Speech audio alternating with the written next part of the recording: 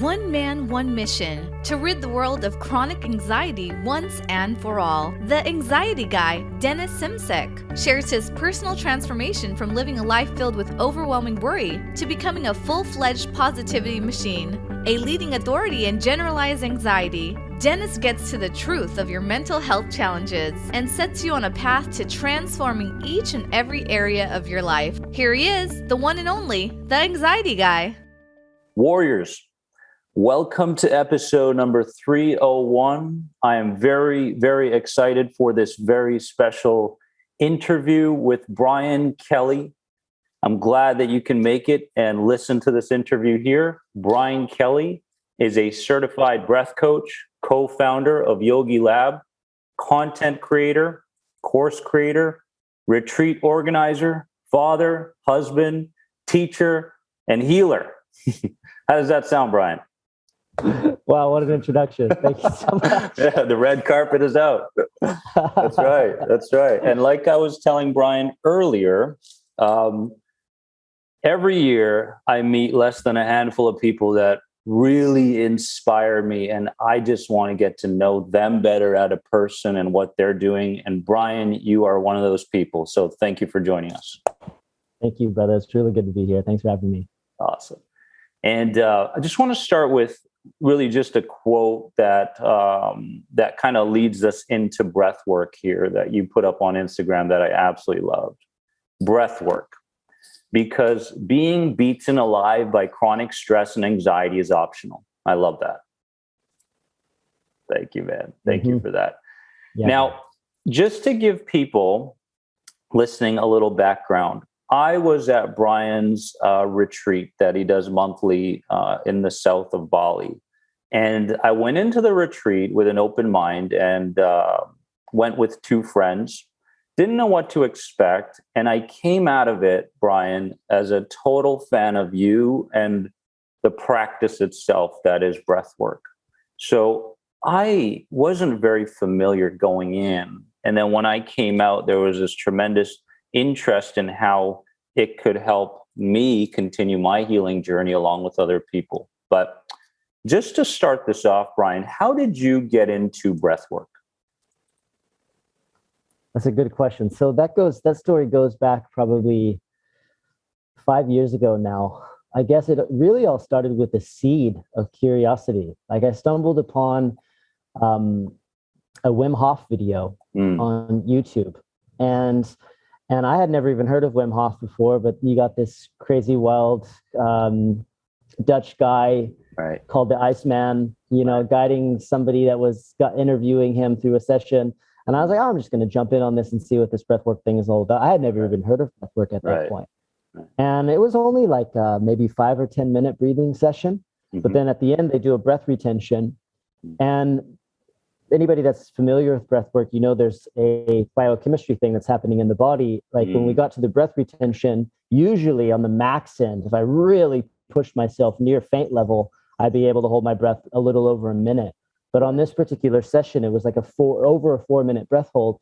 And I'm looking at the clock, like eyes wide open as it's passing 3 minutes, and there was no desire to breathe, and thinking, what is going on inside of my body? And that was the original seed of curiosity that didn't really launch where I am to where I am now, but it was definitely in my awareness as something that was unique and special. And I felt amazing after it was done. Right. And then fast forward a year, maybe a little over a year and a half, I got invited to my first guided breathwork journey, proper breathwork journey with some friends. I told this story in the retreat, but it's really the founding story for me with getting me onto this path, which is essentially, we had a guy that was coming into town to train us. We were doing this body transformation experiment challenge. He was a world-class ex-bodybuilder. And, this guy just carried all the accolades. He was an NLP coach, nutritionist, naturopath, board certified. He had all like the placards, just going through a really challenging time in his life. And he was pale and, a little bit out of shape. And when we got to talking to him, he said, he almost canceled it. He came to Bali with the hope that he was going to be able to get some healing. Wow. And he at this point, he was going through, his nervous system was shot. He was not sleeping. He was one night a week powering down a bunch of sleeping pills just to sleep for a few hours so he wouldn't go insane.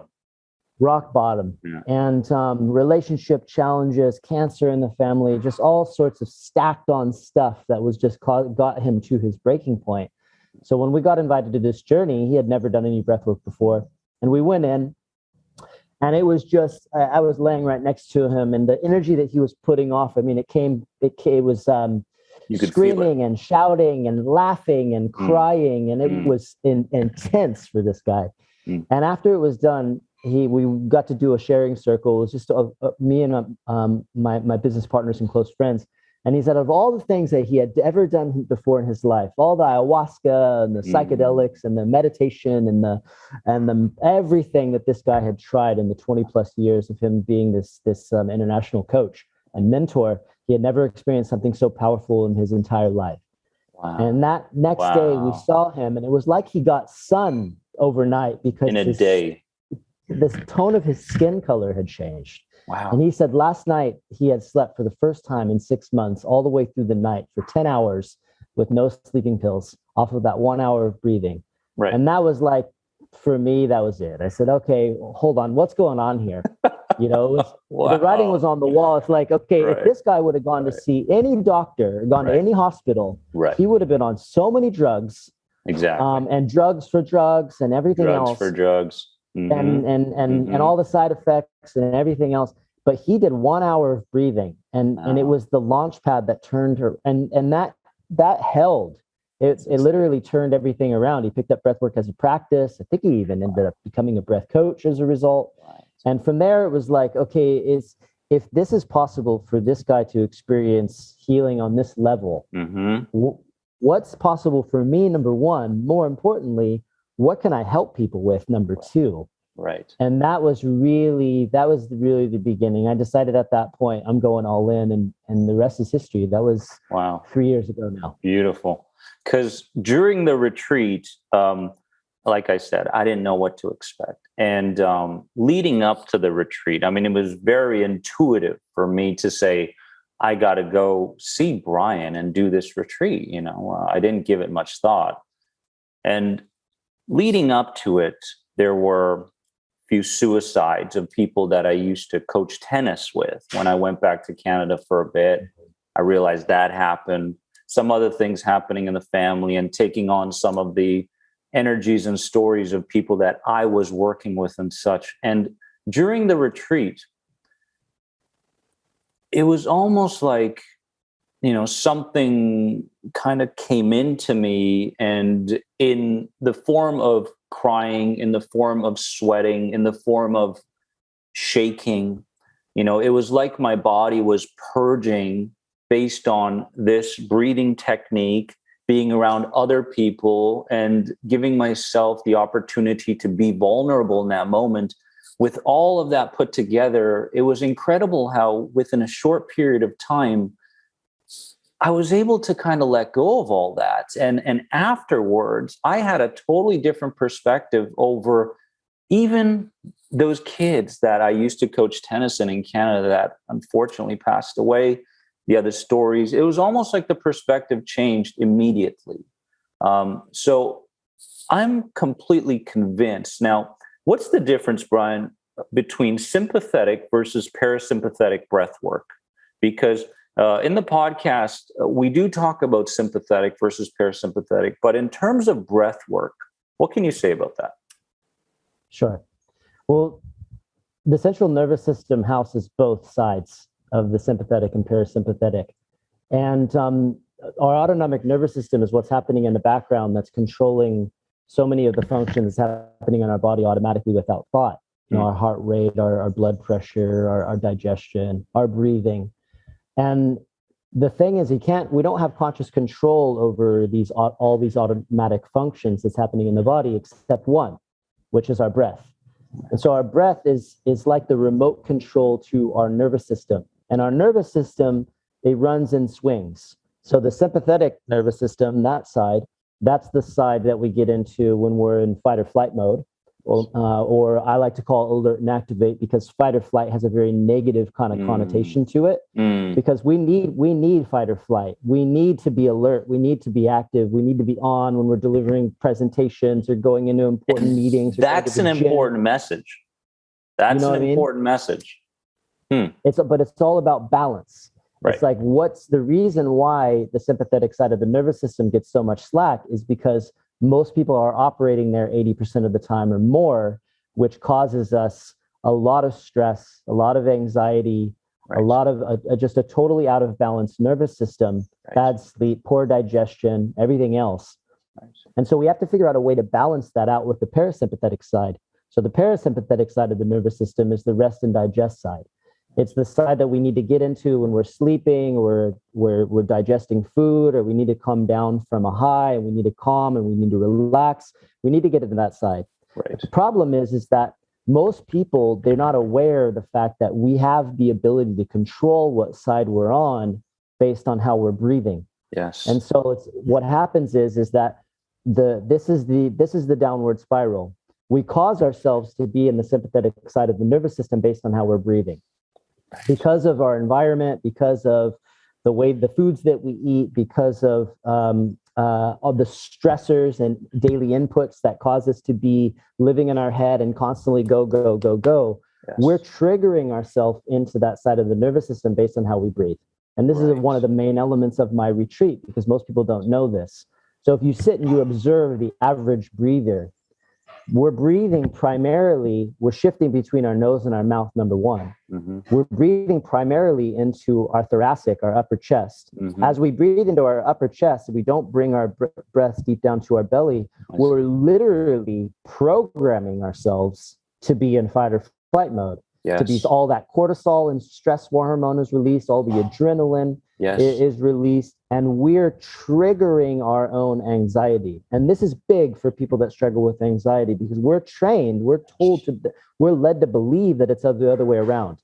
I'm stressed and I'm anxious, so I breathe fast and shallow into my chest. But the reality is, flip it around.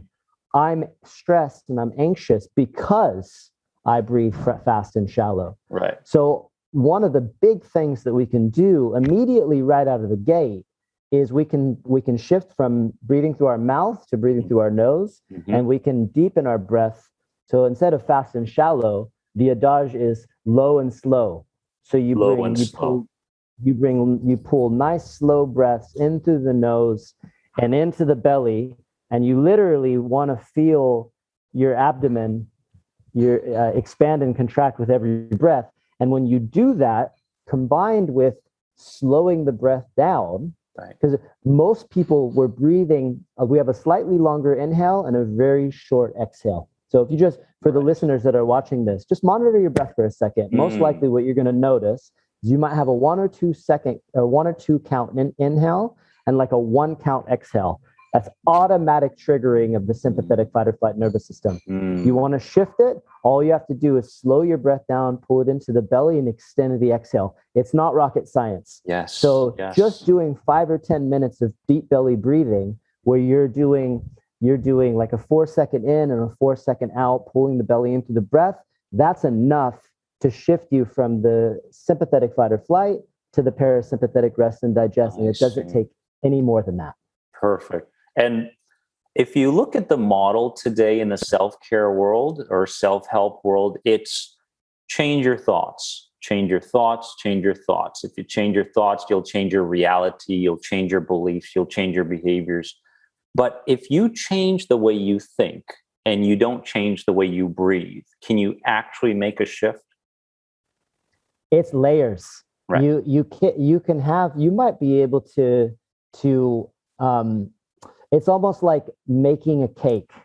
If you don't have all the ingredients, the cake is not going to turn out to be a delicious, yummy, like a work of art that's going to taste good. Something is going to be missing. Something's going to be missing. To overlook the breath is to overlook one of the most important elements that gives us direct control of our general mood, our stress response, our sleep, how we show up in the world. Literally having that remote control to the nervous system gives us the ability to control how we show up and we respond to life. Right. So yes, you can do your affirmations. Yes, you can focus on your mindset. But if you're doing all of those things and you're not focusing on the element of your breath, then you're not going to be able to advance that far along the path. You're always going to have something that's missing. Something missing. Right.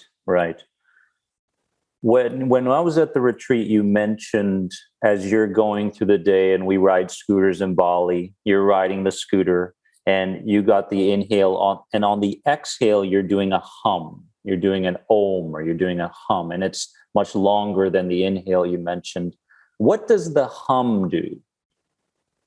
Okay, good question. So when we breathe fast and shallow, let me just get a little science geek, because this is important. What's happening is this process in the body called vasoconstriction and bronchoconstriction. So that means all of the 75 to 100,000 miles of blood vessels that we have going on in our body to transport the blood and transport the oxygen to release into all the organs and all the cells, it's being hindered upon, and it's not able to move freely through the body. So as we're breathing fast and shallow, literally we're getting as much as 50% less blood to our brain. Now imagine what that's doing with our cognitive ability. Wow. How much that's affecting the way that we think. And we wonder why why we're lethargic and have brain fog and feeling a little bit off. Most likely a lot of times it's a direct result of the breath. So when we slow down our breathing, we have the opposite effects. And that's called vasodilation, bronchiodilation. It means that all of the blood vessels are more relaxed, and the blood can travel more freely through the body into the organs and into the brain. So we can have really good heart rate, blood pressure, circulation, and all these things. And so what happens when we hum, to go back to your original question, when we're breathing through the nose, it's the only way that our paranasal sinuses can create nitric oxide. Nitric oxide is an element, it's a gas that's only created when you breathe through the nose, that it triggers safety, number one. It triggers the vasodilation, number two. So it really opens up the blood vessels to allow the blood to travel more freely, and it allows more oxygen to get into the blood.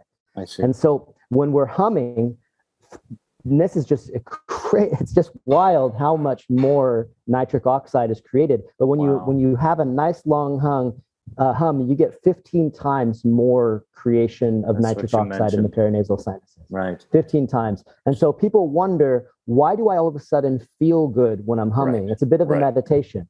Right. So the technique is you go in for 5 seconds through the nose, and then you hum out for 15 seconds or as long as you can.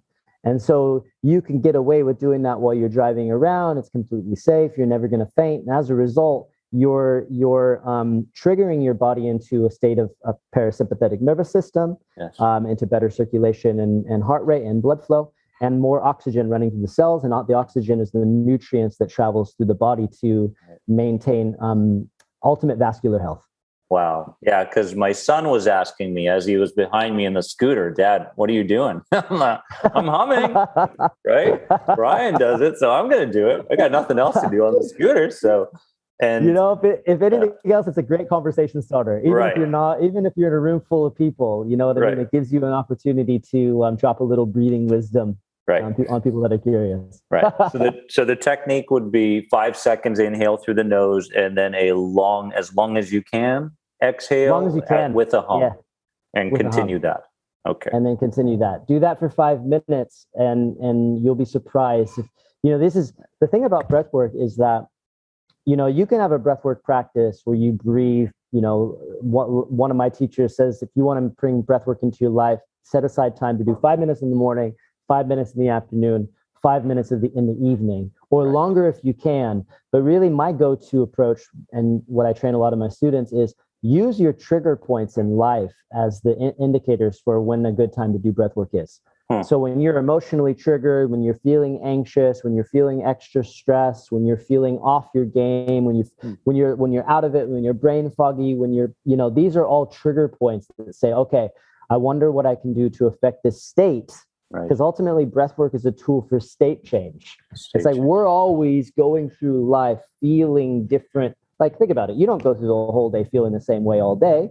You might be You might be motivated, you might be tired, you might be upset, you might be angry, the range of human emotions. Yes. And most of the time, our modus operandi is when we have let's say, an emotional patterning that we would label as negative or unpleasant.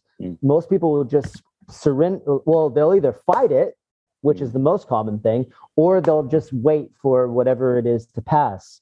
And breathwork just gives us a tool to be able to facilitate a transition from whatever it is that we're feeling that's uncomfortable to getting back into a state of equilibrium. I see. Where we feel better.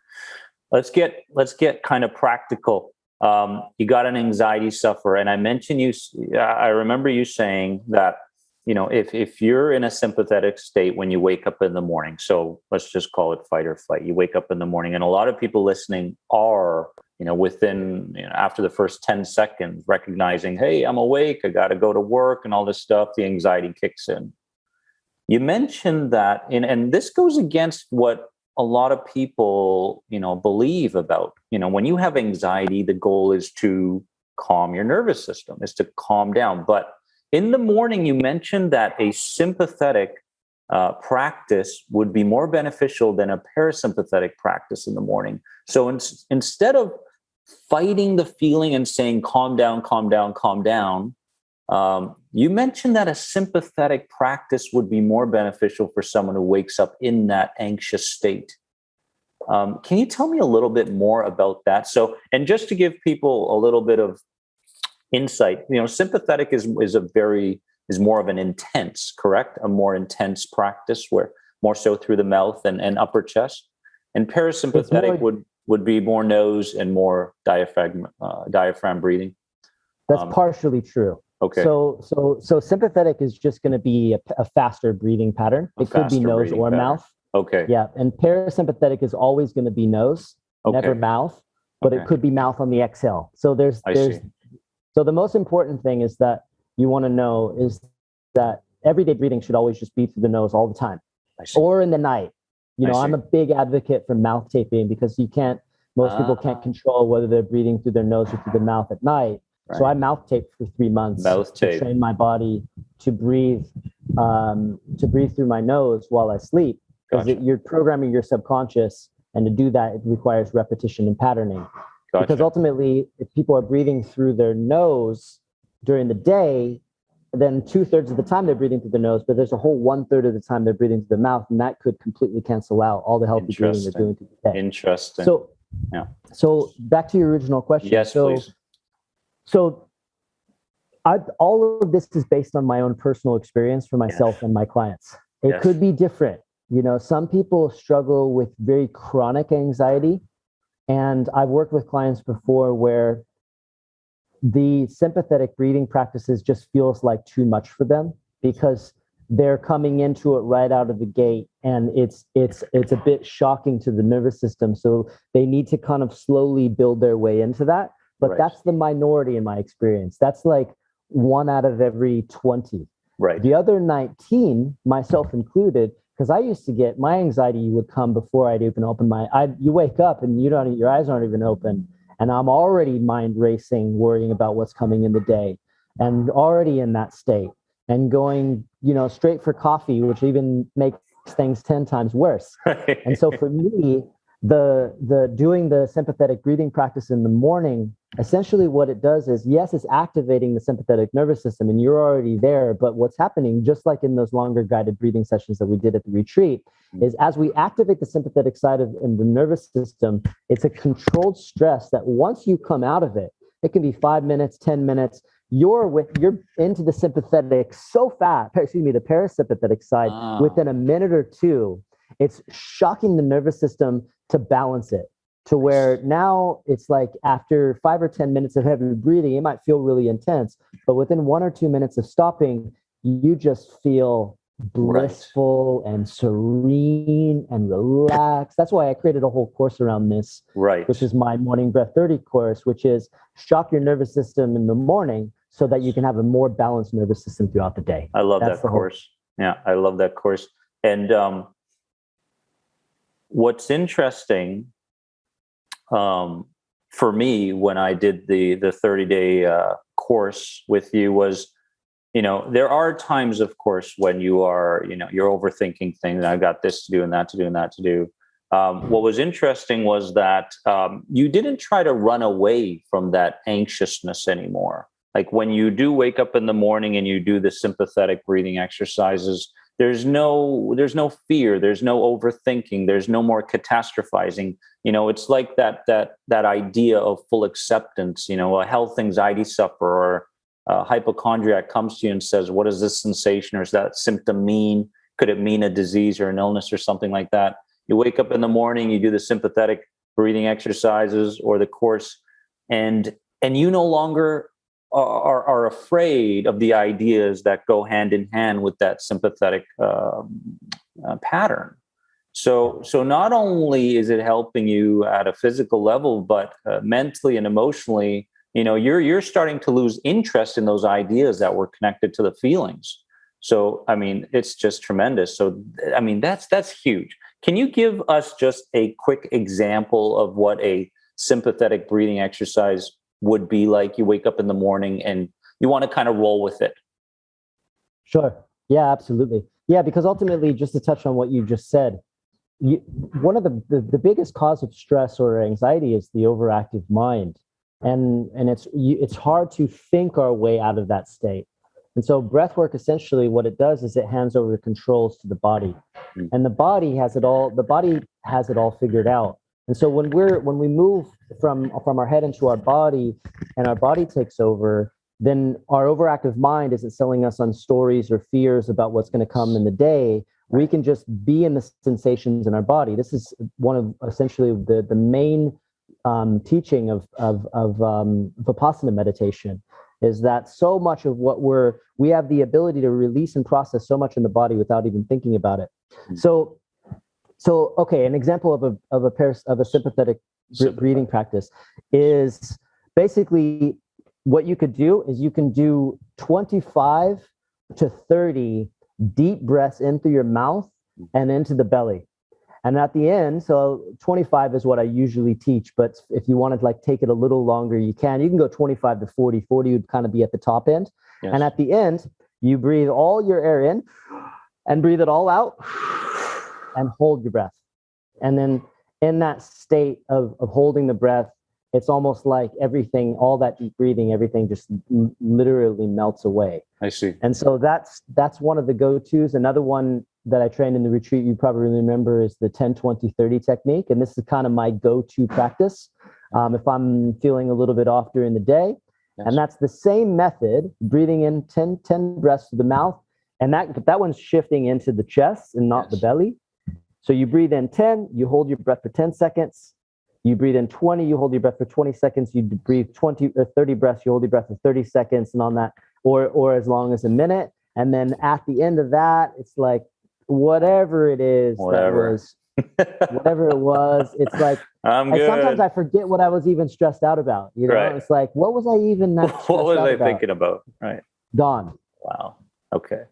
Very practical, very good stuff. Easy stuff.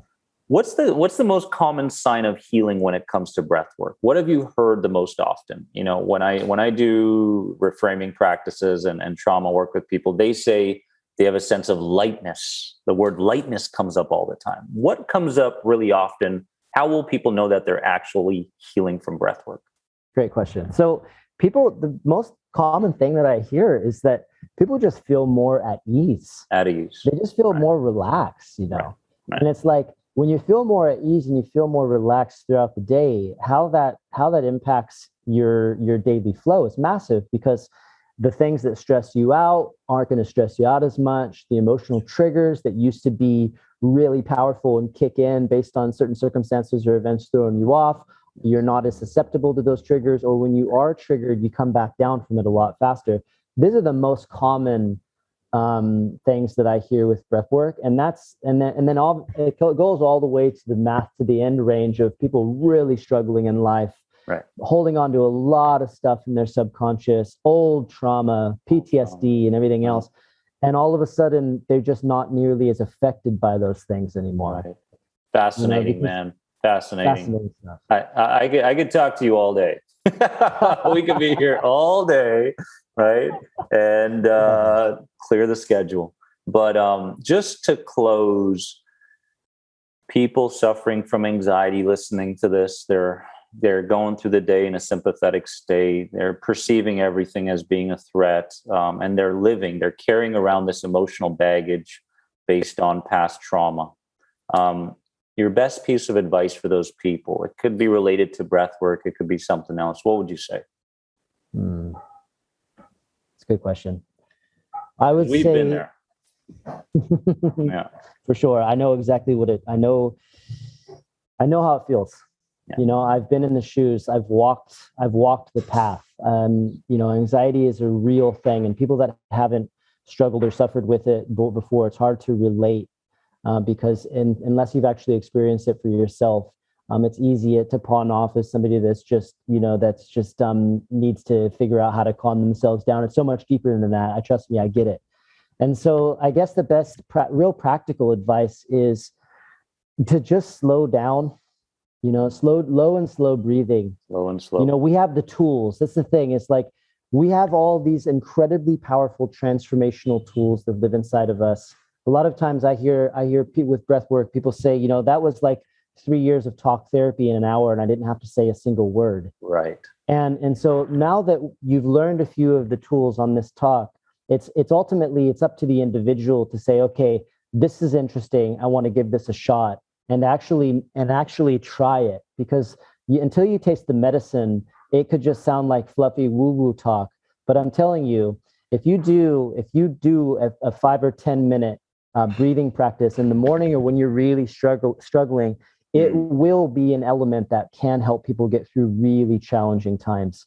Because ultimately, look, at the end of the day, challenging times are always going to be there. It's like, the example, the analogy that I love is that, it's like that you're out at sea on a really rough ocean. And if you're in a little dinghy, you're going to get knocked around quite a bit and you're going to feel a lot of turbulence and you're going to get seasick. But if you're in a freighter, that storm isn't even going to touch that boat. Wow. You could be on that boat in the middle of it. And you could think that you're inside of a downtown city building. You're not going to feel any movement. Right. The tools that we have, the breath work that we have, it gives us the ability to up level from the dinghy to the freighter, and to where we have the ability and we have the strength to be able to weather the storm. The storm is always going to be there. The anxiety could be the storm. But if we just make the conscious decision that we're going to upgrade our boat, then we have the ability to get through whatever life throws at us, no matter what it is, with strength, with grace, with determination, and with raw brute force power. And that power lives inside of us. And we carry it with us everywhere that we go. It's just a matter of the will. Are we going to actually tap into and use it? I love it. I love it.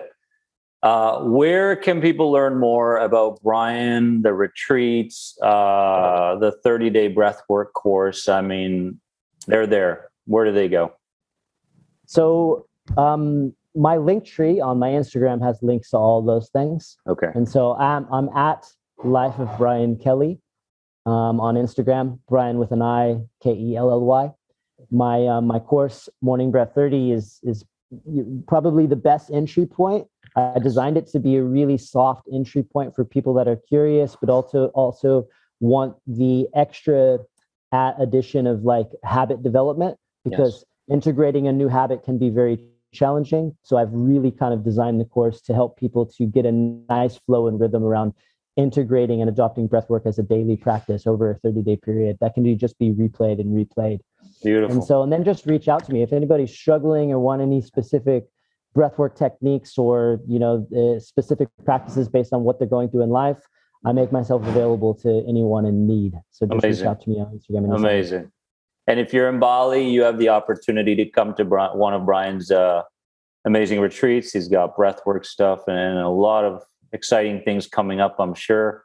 Brian, 100%. Thank you so much for joining us. And I want to do this again in the future. I know we've gotten a lot of people interested in breathwork and in you. So I thank you for everything you do, my friend. And we will catch up soon. All the links to Brian will be in the show notes, which I will share on Instagram, social media, and theanxietyguy.com. So let's give Brian a massive applause. Yes. One more thing. Yes, so sir. we just launched, if anybody wants to work with me on a more regular basis, we just launched our membership site. It's called Spiritual Hustlers Club. It's all of us founders of Yogi Lab offering our unique angles of coaching as like a membership where people can get breath coaching and business coaching. And it's basically bringing the worlds of spirituality and entrepreneurship and personal development all in one. Beautiful. And we just put out all of our best content for them. We literally just launched within the last month. So check that out as well. Beautiful. I'll have those links ready for people. Brian, thank you so much, my friend. Thanks, Dennis. Thanks for the time, man. Appreciate you. And thanks for all the listeners as well. Thank you, my friend. Bye, bro. Thanks for being an important part of the Anxiety Guy podcast community. If you enjoyed this podcast, please leave a positive rate and review. If you're searching for further support on your road to recovery from anxiety, head over to anxietyexit.com and take part in the powerful End the Anxiety program based around the CBT model. If you're searching for a more one-on-one approach, you can sign up now for personal coaching sessions with Dennis via Skype. Remember, you are more than anxiety. See you in the next episode.